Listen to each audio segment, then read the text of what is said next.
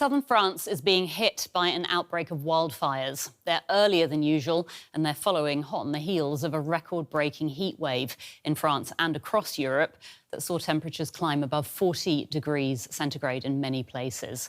Temperatures that have had deadly and devastating consequences. J'ai tout perdu. Tout perdu.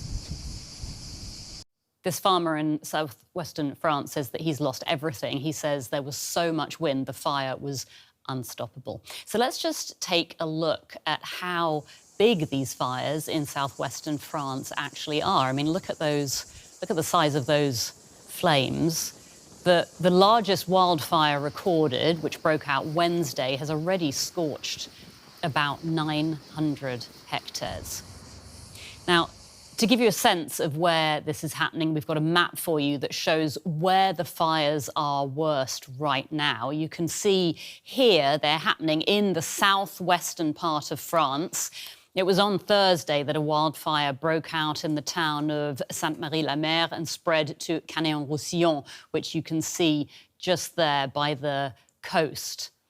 Now, local firefighters said that nearly 3,000 people had to be evacuated, many from a campsite where the fire started and which destroyed dozens of mobile homes before spreading further.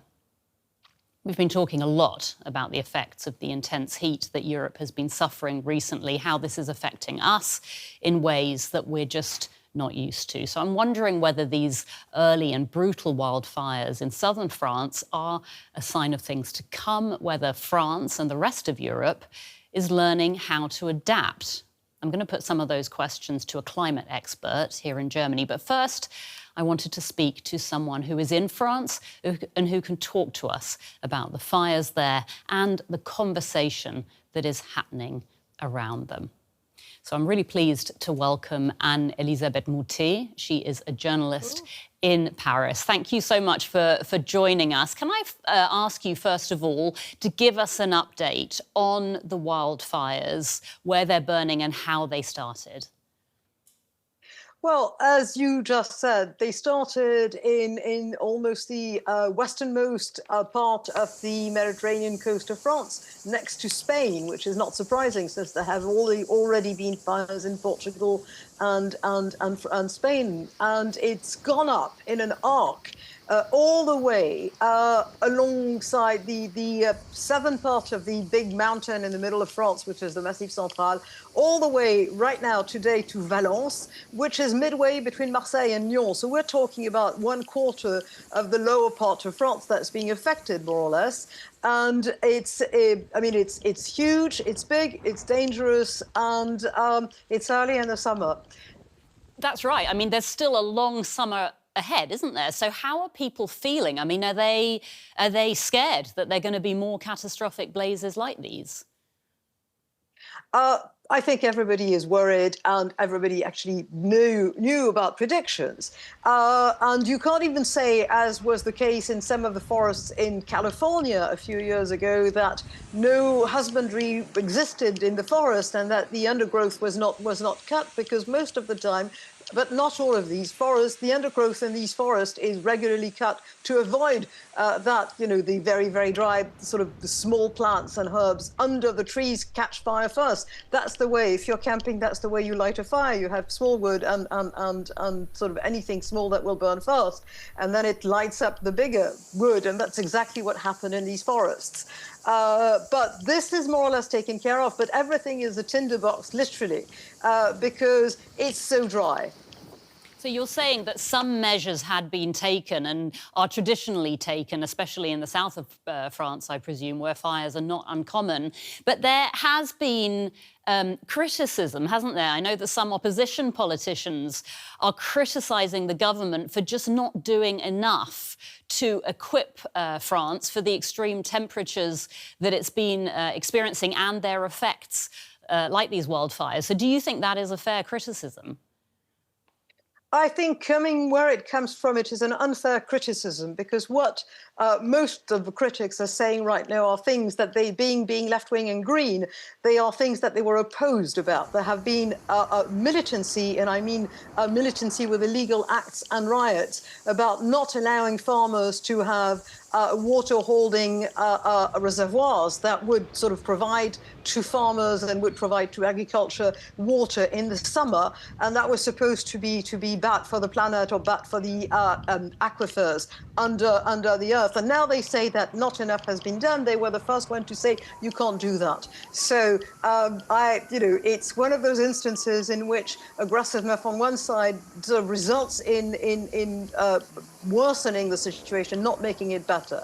There's a problem of buying more Canadaires, which are the Canada-made planes that go swallow up water from the sea and sort of water the forests, the flaming forests, and that's something that's a budgetary question. We replace the Canadaires, but not often enough, and that's something different. That's not the thing I heard most.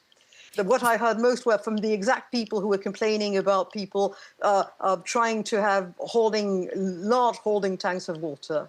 All right. But would you say, though, that the government is doing enough in general, or rather that there is a fitting infrastructure to deal with the kind of temperatures, their effects, and also the fact that these temperatures are not are going to continue to rise in the years ahead?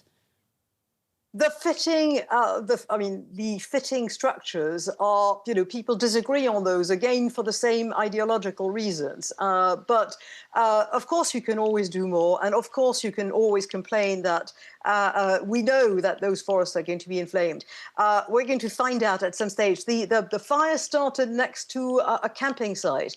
And there are two kinds of camping sites in that part of France. It's not all the Riviera. Some of it is very poor. People live in camping sites all year because their houses are too expensive.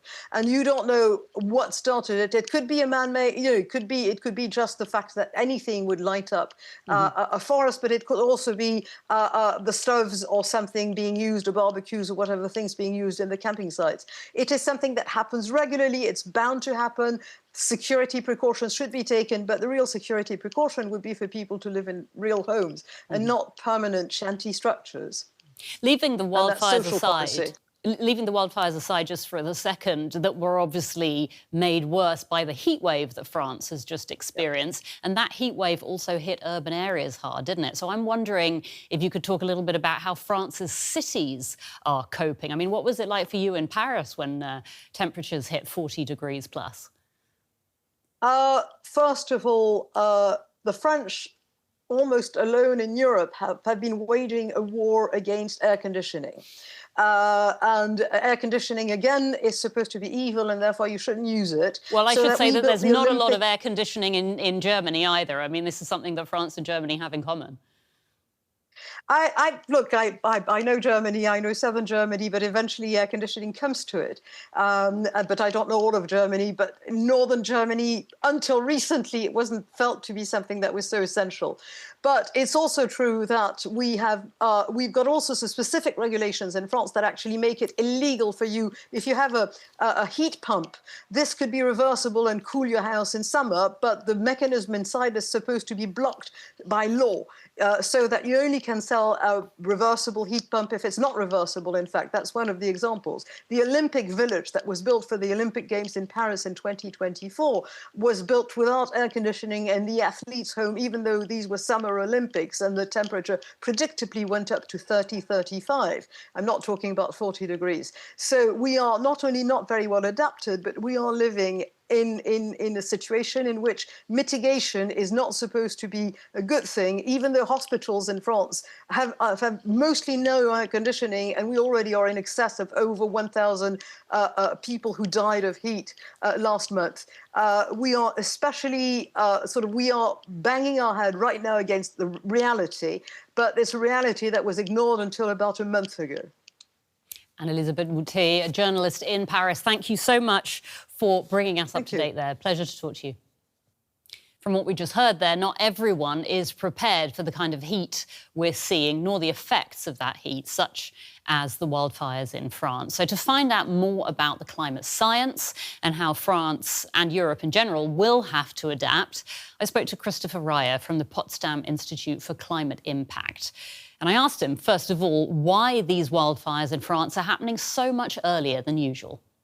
Fires basically need different factors to happen. Yeah, so you need the fuel basically that has been accumulating over the past years, and then you need the dry and hot conditions, and then you need something to start the fire. So the sparkle basically. And well, in the past years, there has been a bit of vegetation regrowth after previous drought years in the region. And now there was this particularly hot early summer and dry. We have all experienced the heat waves recently. So we have basically the conditions that if now there is a fire that comes from most of the time human ignition or from lightning, then we have these catastrophic fires also early in the season because there were already these hot and dry conditions in the days before the events. We've been talking a lot about this heat wave in Europe, about the temperatures that we've all been experiencing. So what you're saying is the extraordinary heat wave that Europe just experienced has worsened the risk of wildfires, has made these fires start earlier. So is this something that we're going to be seeing increasingly in the future, whether in the south of France or maybe even in north of Europe? With more heat waves, there's more risk of fire. With more heat waves, there is more risk of fire because there is a fire weather, as we call it, that is more susceptible to burning. It's not only the heat waves and the extreme temperatures during that time, it's also most of the time linked to a general drying, yeah? So that anyway conditions are drier. We have over the years with climate change, higher temperatures. So just more water is evaporating from the soil. So the situation is getting drier even without the extreme temperatures and the extreme heat and so on. And now if on top of that, regular sort of climate change that is ongoing for a lot of time, we have now also these extreme temperatures that are then just, the final moment to dry out the vegetation and to make it very burnable. But the trend, let's say, is already starting earlier because if groundwater levels were high and we had, a normal rainfall regime and everything, there would also be not such a high risk of fire, even if there was a heat wave. So it's a combination of all these factors, unfortunately. So let's talk about the human impact of this. I mean, we know that in France, in this case, there are people, thousands of people have been evacuated, people have lost their homes, their belongings. Talk to us a little bit about how people are being affected by these kind of fires in terms of their, not only their property, their health, their communities, that kind of thing. Yeah, and it's actually quite dramatic, and it goes actually deeper than one might think, because you have to imagine there's, of course, the immediate effect. Yeah, so people are in danger, being evacuated. This creates a lot of stress, of course. Yeah, but then you have also longer-term health effects from the smoke and the air pollution that can be transported far away to big cities or so. And while here in France, it's maybe not the main issue at the moment, we have seen this and we can measure this globally for the huge fires, for example, in the tropics and also in boreal Canada that have then affected New York also. So there is also this long-term health effects from air pollution. And then there's also the psychological effect. If you already know you are in a region where there will be frequent burning and your whole, let's say, summer or even spring, summer, autumn nowadays will be affected by this, and you always have to deal with the risk. This, of course, also creates like a long-term emotional distress on people. I'd like to take a listen to a local official in France talking about how difficult it is to fight fires like these. Let's take a listen. It is still raging fiercely. It's an undergrowth fire. There's plenty of fuel and above all it's very windy, so the conditions are difficult, with rough terrain making access challenging. So let's talk about the firefighters, who are really the ones who are extremely affected by these fires. What challenges are they facing in particular, and how is their job getting harder? Yeah, you have to imagine that this is a very demanding job, of course, and the personal health risk is really high. So you have not only the immediate danger from the operation and the fire, but you also have the let's say the long-term stress on your body, because they're constantly overheating and they have to take breaks and so on, just not to overheat in the closing and all of this. Of course, there's an emotional component, and it's really like the number also of fires. Yeah, so if there is a constant state of emergency, basically, and you constantly have to move from one, let's say, really dangerous fire to the next one, this is, of course, creating a kind of state of emergency that you are always in, and this is, of course, a very dangerous situation also for these people, because they also need rest and they need support. Yeah, and what is maybe important is that this is really the last resort. Yeah, so all these airplanes and the many helicopters, firefighters on the ground, this is really the last resort, and we can be quite sure that fires will become more and more difficult to maintain if conditions continue to get drier and hotter as the climate projections tell us. So there is also a lot of prevention and adaptation measures that are needed to actually not even allow these catastrophic fires to start. Yeah? And this really needs a kind of rethinking of how we deal with fires, whether there cannot be more preparation, whether the forest management and the landscape management doesn't need to be adapted even more to avoid that we actually get into these situations where you can only, use basically machines and a lot of manpower and women power to really avoid the worst, basically. Yeah, it's not really managing the fire, it's avoiding the worst case, basically. And Christopher, just on that, I mean, Europe is currently the fastest warming continent on Earth. These kind of climate situations that we're seeing in the south are now increasingly also being seen in the north. So would you say that fires like this and learning how to deal with them is something that Northern Europe is also going to have to deal with?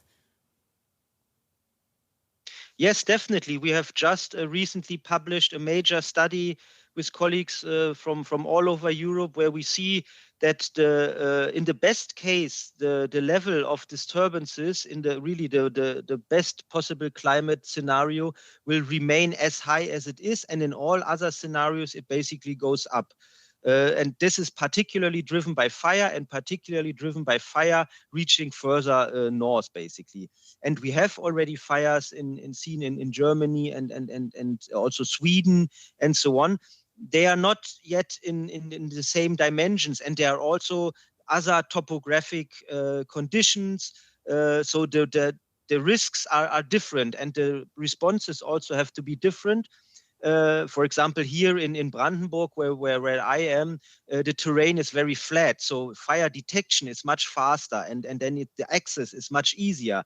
So in that sense, this is a region that will experience higher fire risk from the weather and the dryness and so on. But there are also different geographic conditions that will make it a little bit more easy to fight fires here.